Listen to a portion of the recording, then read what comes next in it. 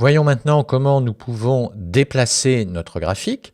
Bien sûr, jusqu'à présent, j'avais pu cliquer sur le bord du graphique et avec ma souris, je pouvais le déplacer sur ma feuille. Supposons que dans notre classeur, nous ayons une deuxième feuille. Donc, tout en bas à gauche, je vais cliquer sur l'icône plus qui permet de créer une nouvelle feuille. Je reviens dans ma première feuille et je veille à ce que mon graphique soit sélectionné.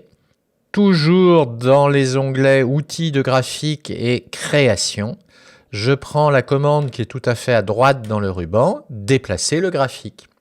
Première solution, je peux décider de mettre cet objet graphique dans, non pas la première feuille, mais la deuxième, celle que je viens de créer. Je développe la liste, je choisis ma nouvelle feuille, je valide par OK et mon graphique vient d'être transféré, c'est l'équivalent d'un coupé-collé, dans la nouvelle feuille. Autre solution intéressante, je reprends déplacer le graphique. Il est bien entendu que le graphique est toujours sélectionné. Déplacer le graphique et cette fois, je choisis de le mettre dans une nouvelle feuille qui par défaut s'appellera graphique 1. Je valide par OK. Et là, j'obtiens maintenant une troisième feuille qui s'appelle graphique 1. Cette feuille est un peu particulière.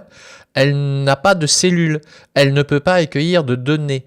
Elle ne peut accueillir qu'un graphique et qu'un seul graphique.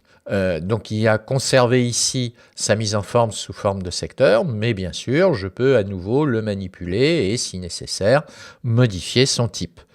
Le graphique sera donc isolé, toujours connecté aux données d'origine, mais visible dans une feuille dédiée à ce graphique.